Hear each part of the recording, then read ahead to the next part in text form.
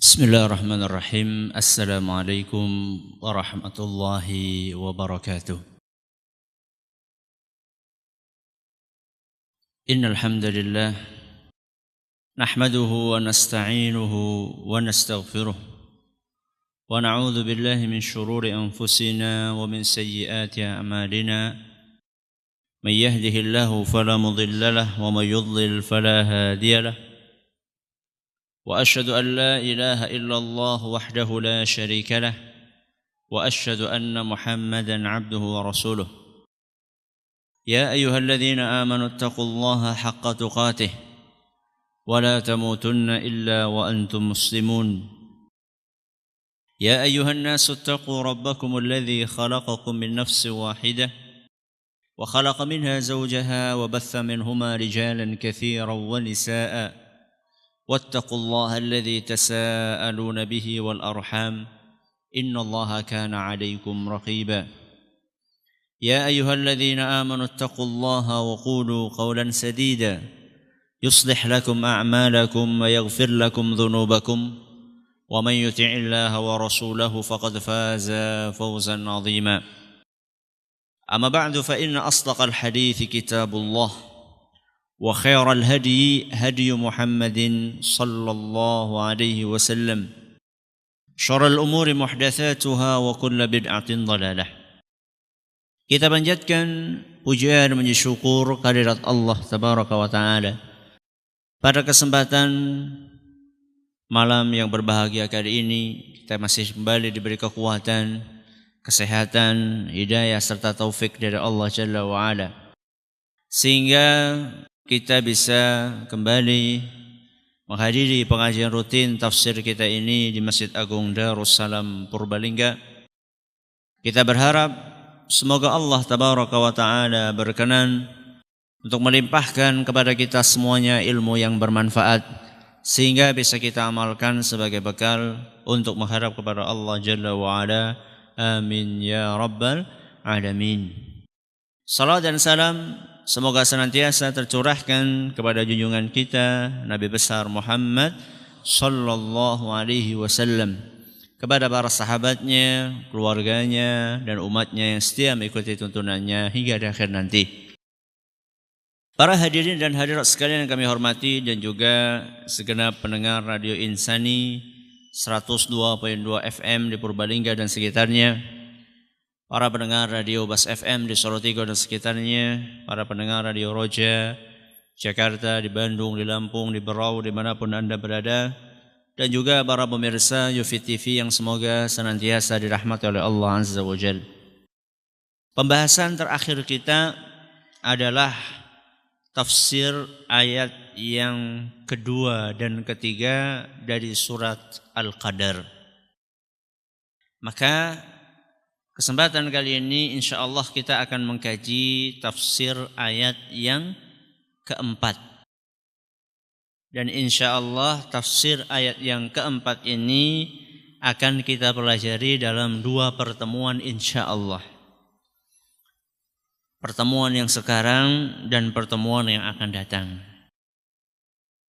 Firman Allah di ayat yang keempat ini berbunyi, tanazzalul malaikatu warruhu fiha biizni rabbihim min kulli amr.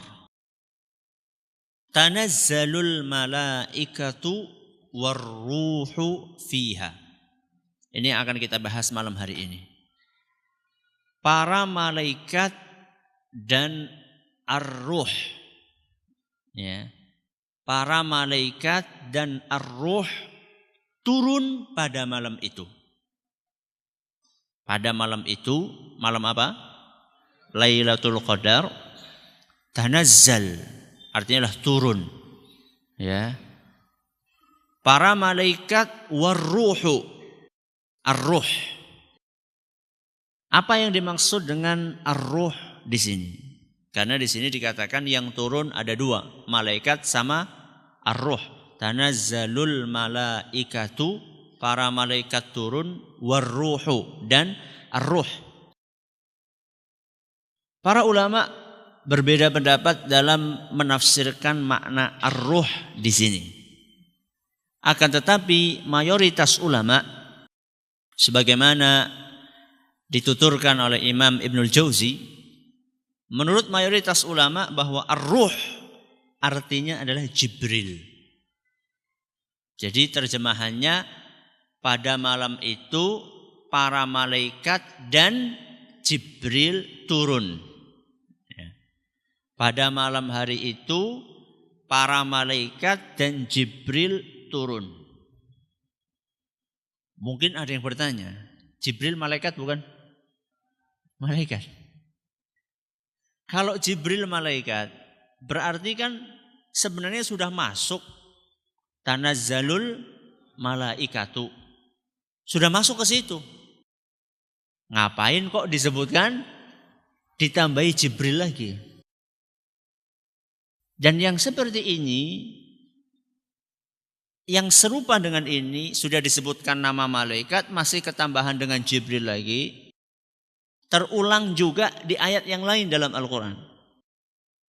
Yaitu dalam surat An-Naba ayat 38. Dalam surat An-Naba ayat 38 Allah subhanahu wa ta'ala berfirman ketika bercerita tentang kejadian pada hari kiamat.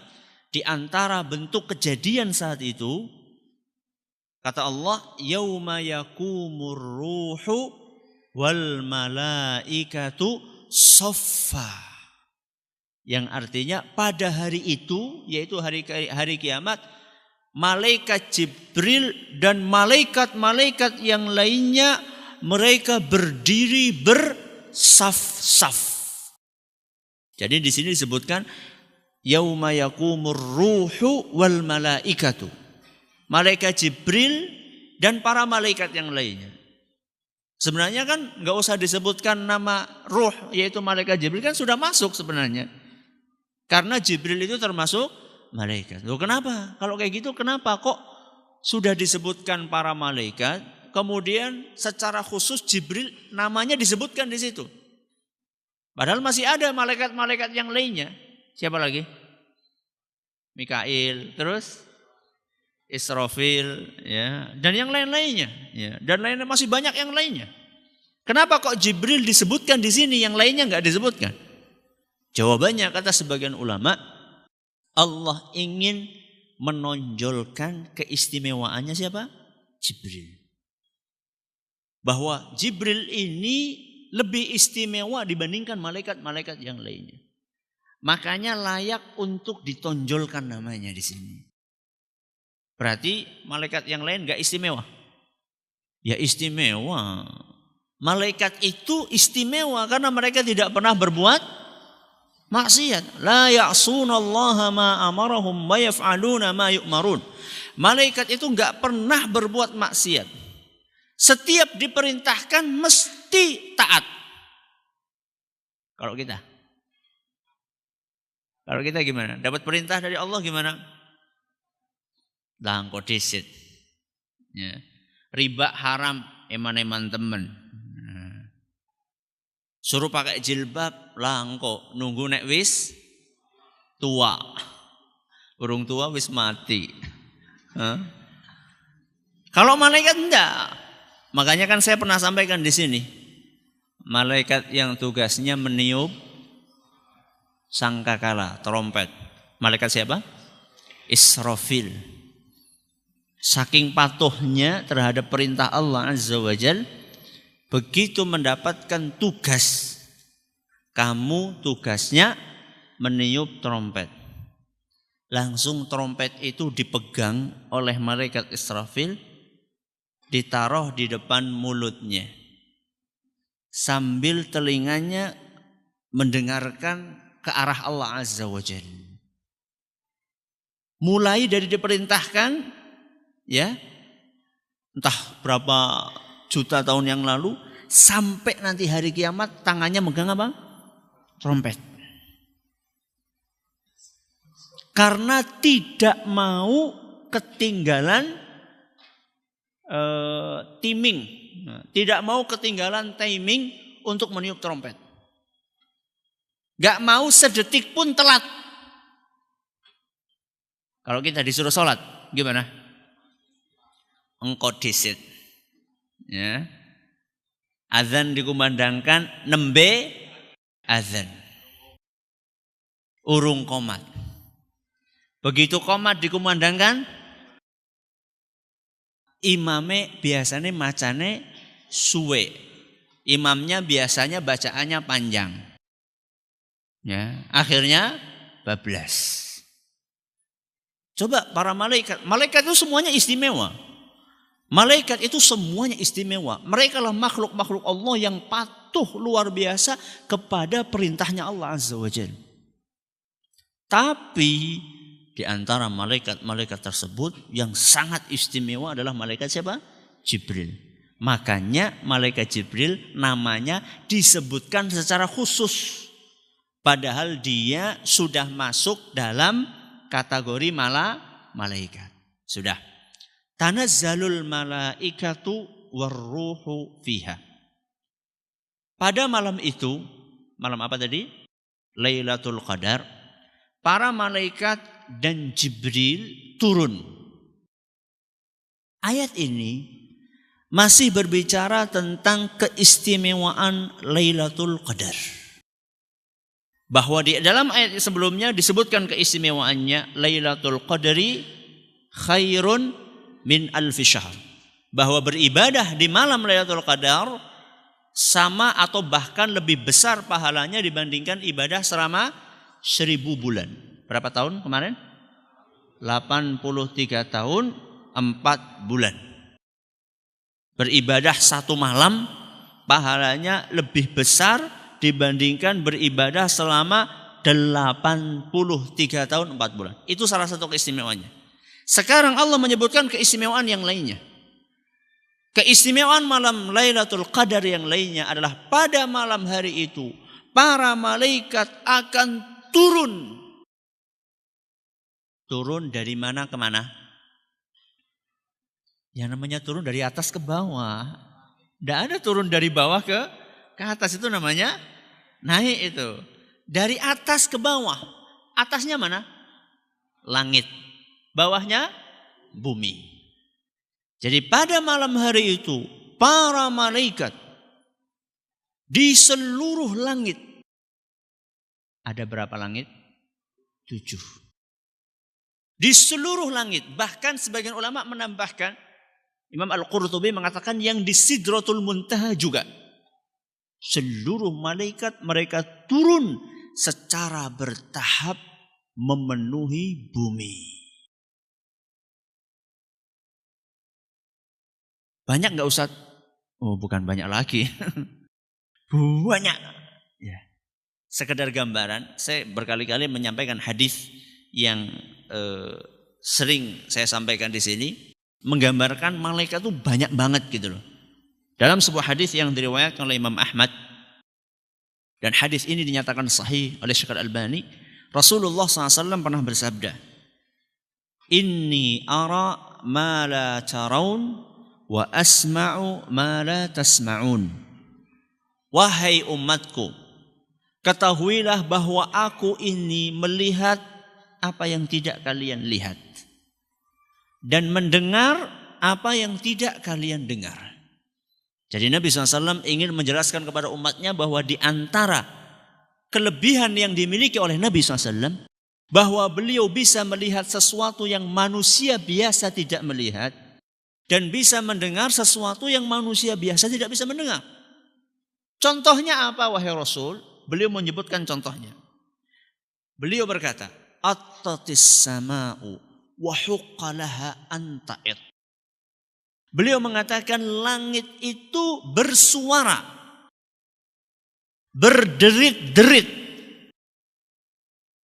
Yang dengar siapa? Rasul SAW. Kita dengar enggak? Enggak dengar. Makanya tadi mengatakan, Nabi SAW mengatakan, saya mendengar apa yang tidak kalian dengar. Saya melihat apa yang kalian tidak lihat.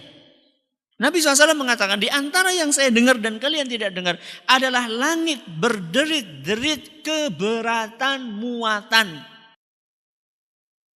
Wa huqalaha anta'id, dan layak langit itu berderit-derit. Berderit itu suara kayak apa sih? Ya, panjenengan punya amben di rumah, panjenengan gemuk, duduki amben itu. Nah, amben bambu atau amben besi yang lama, ya bukan spring bed. Amben yang lama itu jenengan mak duduk, apa suaranya? Kret, untung orang ambruk. Kira-kira seperti itu. Langit itu keberatan muatan sampai berderit-derit. Dan aku dengar suara itu, kata Nabi SAW. Tapi kalian tidak dengar. Maka para sahabat penasaran.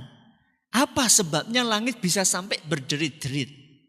Langit sedemikian luasnya, kok bisa berderit-derit keberatan muatan? Berarti kan muatannya berat. Apa muatannya wahai Rasul? Ma fiha mawdhi'u arba'i asabi'. Setiap jarak, setiap ruang yang ada di langit, jaraknya 4 jari. Setiap berapa? Ruang 4 jari. Berapa senti ini? Tergantung jarinya siapa. Ya umumnya manusia lah ya 10 cm, 8 cm. Mungkin ada yang 20 cm mungkin. Ya. Ya, sekitar itulah. Setiap jarak 4 jari illa wa malakun wadhi'un jabhatahu sajidan lillah.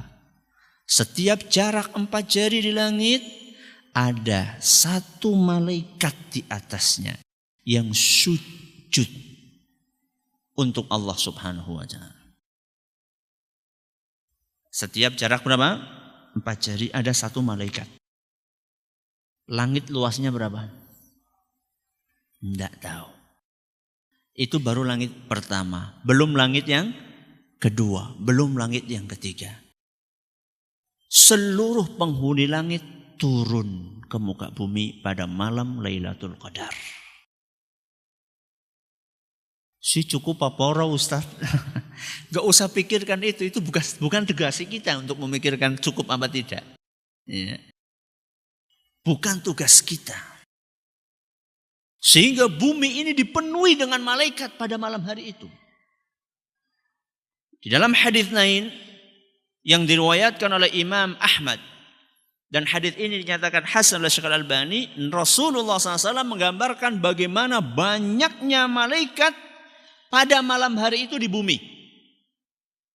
Rasulullah SAW bersabda, Innal malaikata tilkal laylata fil ard aktsaru min adadil hasa. Sesungguhnya para malaikat pada malam hari itu di bumi lebih banyak jumlahnya dibandingkan pasir yang ada di dalamnya. Berapa jumlah pasir? Itulah para malaikat yang ada di muka bumi saat itu. Terus ngapain Ustaz?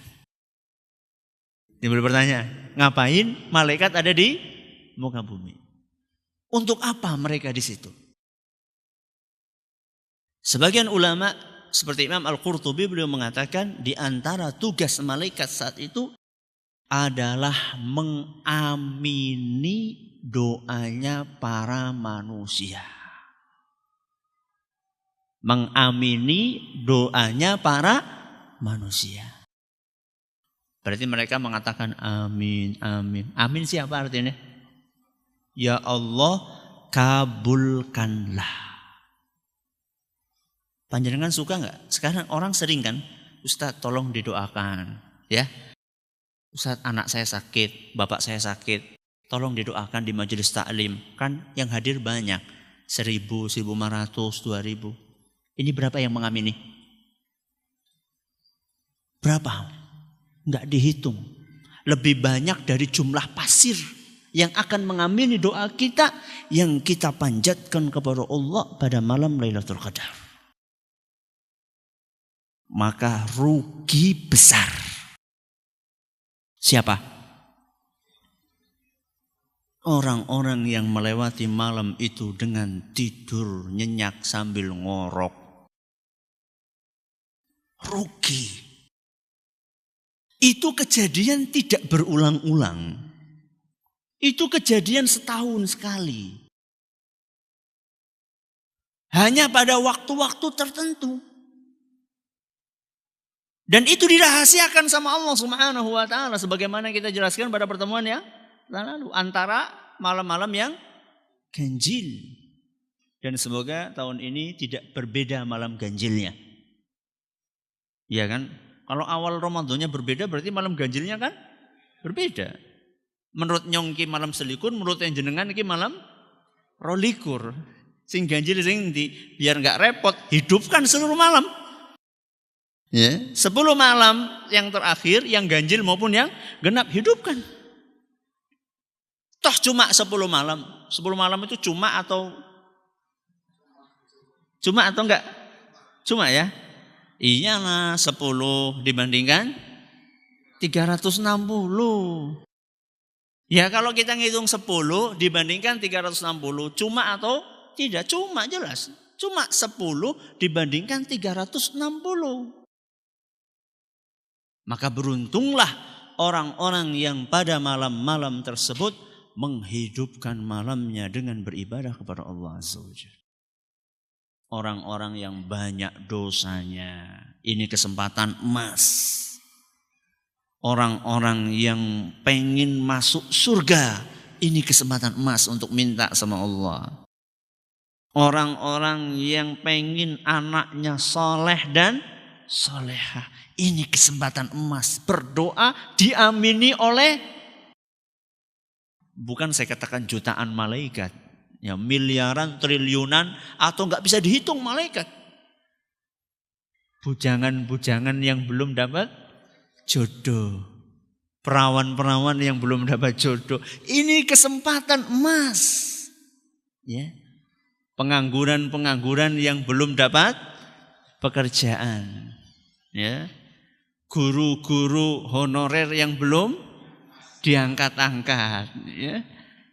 Supaya panjenengan punya hajat apa saja, yang penting hajatnya itu halal, ya, baik, tidak menyimpang dari agama, mulai dari sekarang dibikin proposalnya. Maksudnya dicatat, ya, supaya nanti malam itu apa maning ya ndongane ya. Pernah nggak jenengan kehabisan doa? Ya, bingung mau minta apa? Ya, Masya Allah. Sangat beruntung orang-orang yang malam hari itu menghidupkan malamnya dengan ibadah kepada Allah Azza wa Jalla. Dan yang dijadikan prioritas utama adalah ibadah yang sifatnya wajib. Yang sifatnya wajib. Contohnya apa? Salat maghrib, salat isya. Makanya salah seorang ulama yang bernama Sa'id Ibnul Musayyib dalam sebuah athar yang diriwayatkan oleh Imam Ibnu Abi Syaibah, beliau mengatakan man shallal maghriba wal isya'a fi jama'atin lailatal qadri. Barang siapa yang salat maghrib dan isya secara berjamaah. Barang siapa yang sholat maghrib dan isya secara berjamaah pada malam Lailatul Qadar, faqad akhadha nasibahu minha. Sungguh peluang untuk mendapatkan Lailatul Qadar sangat besar. Lucu sebagian orang, tarawehnya di masjid, maghribane nang omah. Kenapa? Kewaregen. Yang sunnah dikejar-kejar, yang wajib malah diabaikan. Ini keliru, ini salah kaprah. Ya. Ada permintaan dari jamaah ibu-ibu, anak-anak yang di belakang lari-lari. Mohon orang tuanya bertanggung jawab. Ini saya tambahi sendiri. Ini membuat gaduh, ya. Tolong dikondisikan. Ini para orang tua nuwun sewu, kalau bawa anak ke masjid jangan di apa namanya nih?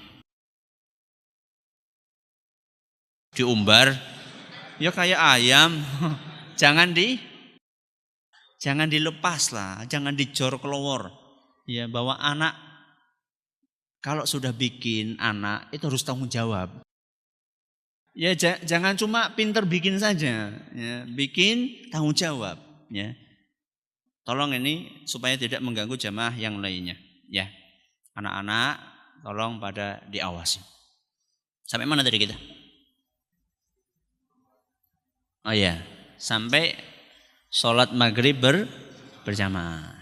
Ya, kalau sholat isya sih biasanya pada jamaah karena gandeng dengan apa? Taraweh. Sholat maghrib, ya, yang sering pada sepi, ya, sering pada sepi.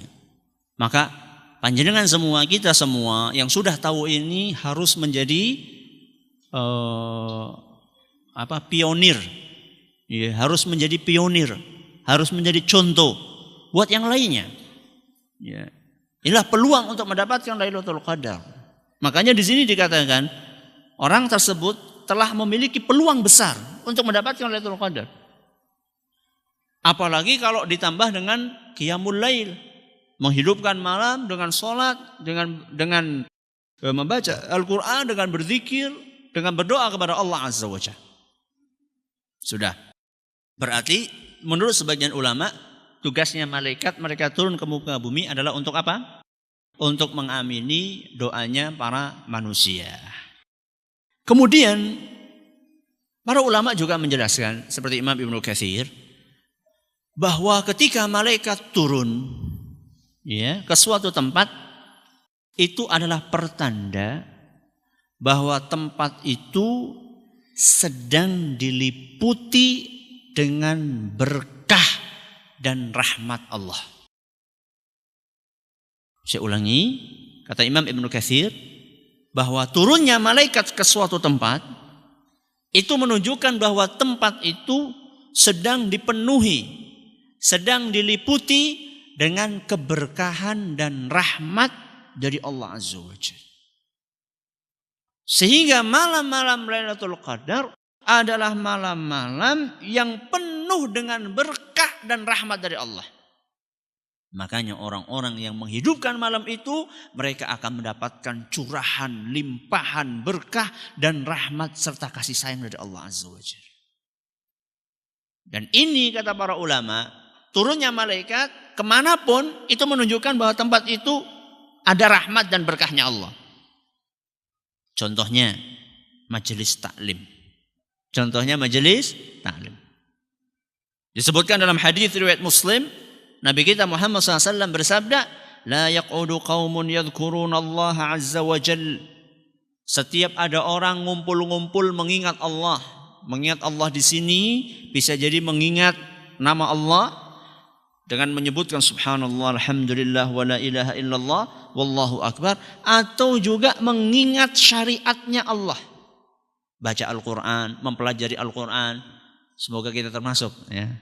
Apalagi di dalam beberapa hadis disebutkan fi baitin min buyutillah, di dalam salah satu di antara rumahnya Allah. Sekarang kita duduk di sini, ngumpul di sini. Orang-orang yang ngumpul di suatu majelis tujuannya untuk mengingat Allah, entah itu mengingat namanya Allah atau mengagungkan Allah atau mengingat mempelajari agamanya Allah, maka dia akan mendapatkan 1, 2, 3, 4 balasan sekaligus. Yang pertama, Nabi SAW mengatakan illa haffathumul malaikah. Yang pertama, majelis itu akan dikelilingi oleh para malaikat. Di Ustaz, orang keton gak kelihatan. Ya memang malaikat itulah makhluk gaib yang gak bisa kelihatan. Dan saya berharap semoga kita sedang dikelilingi oleh para malaikat. Bahkan sebagian ulama mengatakan para malaikat itu turun sampai bertumpuk-tumpuk sampai ke langit. Jadi bukan hanya malaikat yang ada di sini saja, sampai kemana? Sampai ke langit mereka meliputi majelis tersebut. Efeknya apa? Kalau dikelilingi malaikat, perhatikan yang kedua. Wa ghasyiyatuhumur rahmah. Orang-orang yang ada di situ akan diliputi oleh rahmat Allah. Akan disayang sama Allah Azza wa Jalla. Maka beruntunglah orang-orang yang sering hadir ke majelis taklim. Semakin jarang hadir ke majelis taklim, semakin jarang mendapatkan rahmat Allah. Semakin sering hadir ke majelis taklim, rahmat Allah akan semakin datang kepada kita. Pernah beberapa saat yang lalu ada yang SMS. Ya, Ustadz, saya ini lagi banyak utang Ustadz. Sehingga saya jadi jarang hadir majelis taklim. Bagaimana solusinya Ustadz? Saya lagi banyak utang, sehingga saya jarang hadir majelis taklim. Gimana solusinya Ustaz? Saya jawab solusinya 1, cicil utangnya, 2, hadir majelis taklim.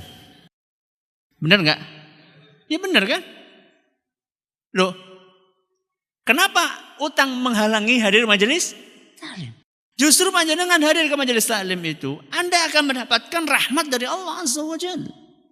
Ketika mendapatkan rahmat dari Allah, kasih sayang dari Allah Subhanahu wa taala, kita minta apa? Allah Subhanahu wa taala akan berkenan untuk mengabulkan permintaan kita. Makanya kalau ada masalah, datanglah kemana? Majelis taklim. Kenapa Ustaz? Yang ketiga, wa nazalat alaihimus sakinah, akan turun ketenangan kepada orang-orang tersebut. Kalau ada masalah hati gimana? Galau. Ya, gemerungsung hatinya. Supaya tenang bagaimana Ustaz? Datang ke majelis taklim. Datang ke majelis taklim sehingga hati akan tenang. Dan sebagian orang lagi ada masalah malah nonton ebek. Hah? Tahu-tahu ikut mendem. Karena dia lagi galau, lagi ada masalah. Ngelihat orang mendem, ketularan mendem. Ikut stres. Coba kalau di majelis taklim, coba sekarang saya kasih contoh aja. Orang yang di majelis tenang, emosinya akan turun. Contoh ya. Kalau jenengan ngantuk, jenengan apa? Ngantuk sekarang. Ini sering saya sampaikan. Kemudian sama orang yang duduk di sampingnya disenggol. Jangan ngantuk. Marah enggak? Insya Allah enggak. Insya Allah enggak. Paling dalam sedala ngantuk maning. Itu kalau memang sudah ngantuk berat. Ya, enggak marah enggak. Tapi coba lihat. Orang lagi desak-desakan nonton konser dangdut. Kesenggol gimana? Oh. Padahal di sana katanya lagi seneng. Katanya lagi seneng. Kesenggol, seneng kan seharusnya tidak ada masalah, no problem. Kenapa kesenggol ketika nonton dangdut ribut? Nah, sampai pukul-pukulan. Bahkan sampai ada yang naudzubillah meninggal dunia. Keinjek-injek. Karena di sana tidak ada malaikat. Berarti? Ya iya. Ya nggak ada malaikat di sana. Sehingga tidak tenang. Sebaliknya orang yang hadir di majelis taklim, mereka akan mendapatkan ketenangan. Salah satu dari efek diliputinya majelis itu oleh malaikat. Ini sudah berapa berarti? 3. Yang keempat, kata Nabi SAW, wa dzakarahumullahu fi man 'indah. Nama orang yang hadir di majelis taklim itu akan disebut-sebut oleh Allah di hadapan para malaikat yang ada di sekeliling Allah Subhanahu wa taala. Jadi namanya jenengan sekarang ini semoga sedang di apa? Sebut-sebut di sana. Berarti semakin sering hadir majelis taklim, namanya akan semakin sering disebut. Kalau sering disebut berarti terkenal. Terkenal di hadapan siapa? Para malaikat dan di hadapan Allah Subhanahu wa taala. Lah, kalau ngaji nih setahun kurping pindo. Kalau ngaji cuma setahun 2 kali, Isra Mi'raj sama Maulid Nabi saja. Pas Mauludan sama pas Rajaban saja. Berarti cuma disebut jarang di hadapan Allah Subhanahu wa taala. Makanya orang-orang yang terkenal di hadapan Allah Subhanahu wa taala, di hadapan para malaikat, nanti ketika naik ke langit, ruhnya diangkat, maka tidak asing lagi nama tersebut. Ya. Orang-orang yang beriman nanti ketika ruhnya diangkat di hadapan Allah Azza wa Jalla melewati pintu-pintu langit akan ditanya, ini siapa ini? Fulan bin Fulan. Kalau orang yang beriman disebutkan namanya yang paling baik, maka pintunya langsung dibuka. Terkenal. Ya, coba sekarang jenengan tok tok tok tok siapa? Enggak tahu, sebut nama, jenengan enggak paham, enggak kenal siapa dia. Gimana? Buka? Enggak dibuka, takut. Apalagi ngetoknya jam 1 malam. Tapi kalau misalnya tok tok siapa? Ibumu. Buka enggak? Buka, kenal. Ya. Ini enggak pernah dikenal, pengen masuk rumahnya orang. Biasanya maling. Biasanya maling, orang nggak dikenal masuk ke rumahnya orang, biasanya maling. Ya, ini turunnya malaikat pertanda bahwa tempat itu diliputi oleh rahmat. Berarti sebaliknya, kalau malaikat nggak mau masuk ke suatu tempat, berarti tempat itu apa? Saya ulangi, kalau malaikat turun ke suatu tempat, tempat itu berarti diliputi rahmat dan berkah. Kalau ada malaikat nggak mau masuk suatu tempat, berarti tempat itu tidak ada rahmat dan berkahnya, alias kering dari rahmat dan kasih sayang Allah Subhanahu wa Ta'ala. Adakah tempat yang seperti itu? Ada. Contohnya Ustaz, kita baca hadis Nabi SAW di dalam Sahih Muslim. Aisyah radhiyallahu anha bercerita, wa'ada Rasulullah sallallahu alaihi wasallam Jibril alaihi salam fi sa'atin ya'tihi fiha. Pada suatu hari malaikat Jibril berjanji kepada Nabi sallallahu alaihi wasallam akan menemui beliau di rumahnya di suatu waktu yang sudah ditetapkan. Malaikat Jibril janji, Muhammad, aku akan datang pada jam, ya mungkin belum ada jam ya, pada waktu anu, hari anu. Malaikat berjanji, maka Nabi kita Muhammad SAW apa? Menunggu kedatangannya malaikat Jibril. Faja'atil kasa'atu wa lam ya'tihi wa fi yadihi 'asa fa alqaha min yadihi wa qala. Di jam tersebut, di waktu tersebut, sudah sampai datang waktunya, malaikat Jibril enggak datang. Nabi satu sedang megang tongkat, begitu sampai waktunya kok malaikat Jibril enggak datang, beliau taruh tongkat tersebut. Kemudian beliau bersabda, "Ma yukhlifullahu wa'dahu wala rusuluhu." Allah itu enggak mungkin mengingkari janji. Dan utusannya Allah juga enggak mungkin ingkar janji. Utusannya Allah siapa? Malaikat. Nabi kita juga utusan Allah, sama-sama utusan. Tapi Nabi lagi berbicara tentang utusan Allah, yaitu malaikat Jibril. Malaikat Jibril sudah janji, nggak mungkin ingkar janji. Pasti ada sesuatu. Sudah. Kemudian kata Aisyah, "Tsumma altafata fa idza jirwu kalbin tahta saririhi." Maka kemudian Nabi SAW tengok-tengok. Ternyata beliau melihat ada anak anjing berada di bawah dipan beliau. Ada anak anjing. Faqala, maka Nabi SAW bersabda, "Ya Aisyah, mata dakhala hadzal kalbu hahuna?" Wahai Aisyah, sejak kapan anak anjing ini ada di sini? Nabi enggak memelihara anjing. Nabi enggak memelihara anjing, tapi mungkin itu anjing kesasar. Ya, bludus masuk, ya. Makanya tadi di mana? Di bawah, di kolong dipan, ya, bersembunyi di situ. Nabi bertanya kepada Aisyah, "Wahai Aisyah, kapan ini masuk?" Aisyah mengatakan, "Wallahi ma darait, wahai Rasulullah, demi Allah saya enggak tahu kapan itu masuk." Fa amara bihi fa akhraja fajaa Jibril. Maka Nabi SAW pun mengatakan, "Keluarkan ini anak anjing." Dikeluarkan. Begitu dikeluarkan anak anjingnya, Jibril masuk.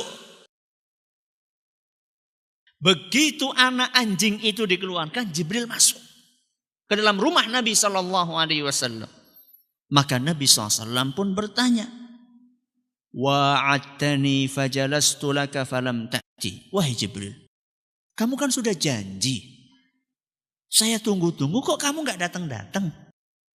Nabi SAW bertanya kepada siapa? Malaikat Jibril. Faqala. Malaikat Jibril mengatakan, mana'anil kalbul ladzi kana fi baitik. Saya gak masuk karena terhalang adanya anjing di rumahmu. Sudah. Siapa yang punya anjing di sini?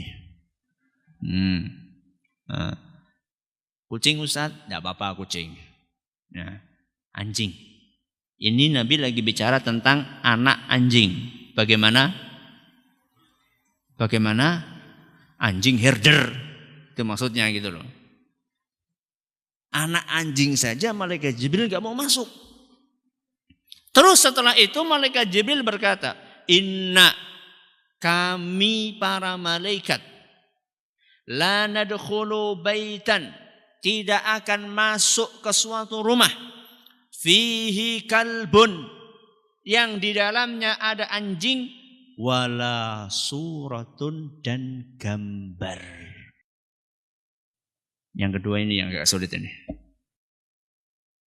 Malaikat Jibril berkata, kami para malaikat tidak akan masuk rumah yang di dalamnya ada anjing atau gambar. Hadis riwayat Muslim. Gambar. Gambar apa lagi Ustaz? Para ulama mengatakan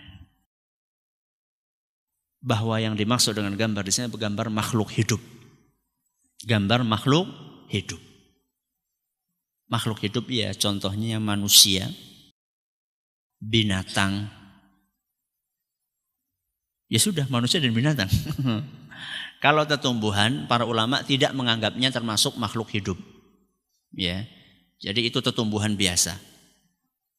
Maka makhluk hidup manusia, kemudian binatang, ya, entah itu bentuknya patung atau gambar, sebaiknya jangan dipajang. Sebaiknya jangan dipajang. Ustaz, hiasannya apa Ustaz? Ya banyak hiasan. Ya, pemandangan, lukisan, ya. Itu banyak, silakan. Ya. Ditempel ya buat hiasan rumah kita. Ustaz, kalau malaikat gak mau masuk rumah berarti malam Lailatul Qadar gimana Ustaz? Ya gak mau masuk. Bayangkan. Gara-gara seperti itu malaikat gak mau masuk kemana? Ke rumah. Jutaan malaikat yang turun gak mau masuk ke rumah. Karena apa? Karena ada penghalangnya. Malaikat gak mau masuk. Ustaz. Lah kalau sudah datang waktu dicabut nyawanya gimana Ustaz?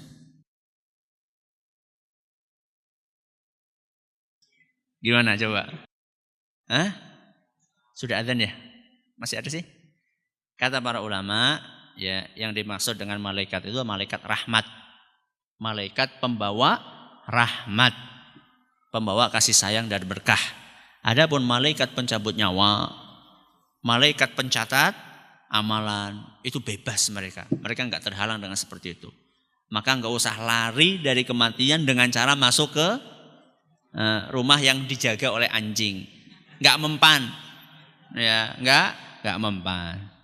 Ini yang dapat kami sampaikan pada kesempatan kali ini. Terima kasih atas perhatiannya. Mohon maaf segala kekurangannya. Kita tutup dengan membaca Subhanakallahumma wa bihamdika asyhadu an la ilaha illa anta astaghfiruka wa atubu ilaik. Assalamualaikum warahmatullahi wabarakatuh.